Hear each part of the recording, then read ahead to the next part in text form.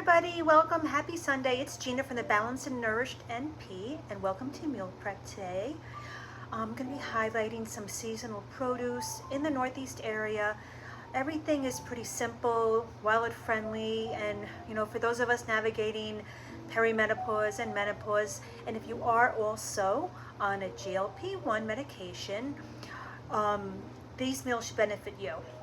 So this is basically my Balanced and Nourished August meal prep, but just think of it as simple seasonal meals for midlife health. Now, before we dive in, I just want to talk a little bit about some nutrition goals, and these are also very personal to me, so they may be different for you, but roughly somewhere between 1,400, 1,600 calories per day, 90 to 120 grams of protein, 28 to 35 grams of fiber, 45, 60 grams of healthy fats, 90 to 130 grams of carbohydrates, really because our goal is about muscle preservation, just feeling satisfied, controlling blood sugar as well, and of course your hormone health and maintaining that, and the fats are very beneficial for that. I just want to give a quick reminder that I am a board certified family nurse practitioner, but I'm not your nurse practitioner, and I don't know what your personal medical history is. So any of the information that I'm sharing today, it's exclusively for education. It's imperative that you talk with your primary care provider or your healthcare team in general before making any changes to your nutrition, your exercise, supplements, any medications that you take. You want to make sure that you're choosing what's the safest and most appropriate for you. And your healthcare team, they're the ones who can do that because they know your medical history. So let's get started about what I've been doing. Now, I have two proteins, the two proteins that I'm focusing on this week. I have the slow cooker chicken. This is really easy because you could use it with a variety of meal ideas. It's just a whole chicken, and I cooked it in the crock pot with onions, celery, garlic, lemon juice I used to clean it, bay leaf, any fresh herbs, thyme and rosemary are great right now. What I love about this is at the same time, you're also making a mineral-rich bone broth.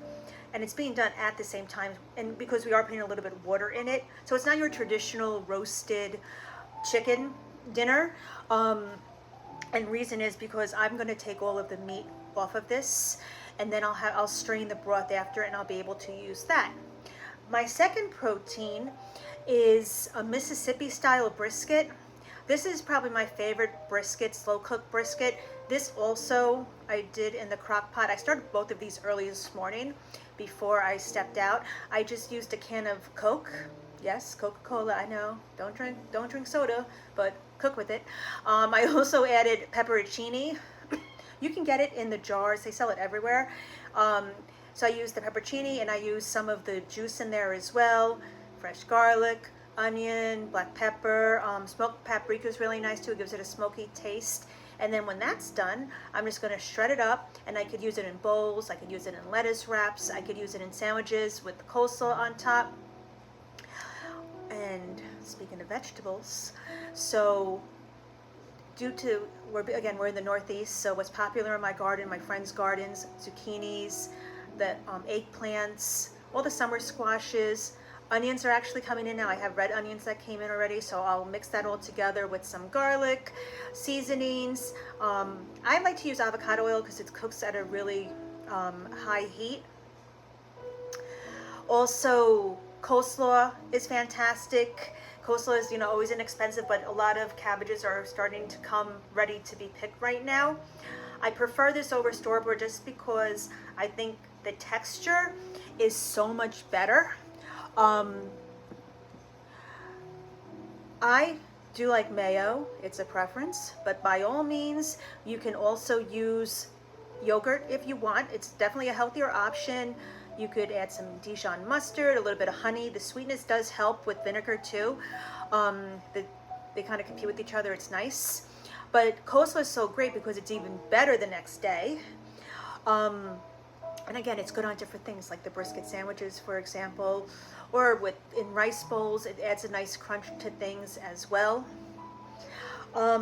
Also, I'd love to have dips on hand, and I'll have some separate shorts out on that, but things like hummus, which is great, especially because I do make beans in advance, so it's great to have them frozen, and I could just pull them out, or you could can them, of course. But just the big takeaway for me is that we're remembering that we want to keep things very simple, tasty, beneficial to our health. We're not just making meals. It's more about creating a lifestyle, being able to craft a lifestyle, something that you love, that your body loves, that it feels nourished by. Staying consistent with the seasons makes a difference. Also, financially, it's much more economical to eat seasonally, but the foods, when they're grown at their peak and eaten at that time, they're the most nutritionally beneficial to you. And I really think our bodies know what we need, and especially based where we live. Please don't forget to look at the description box. I have the link for all the different menus and some recipes.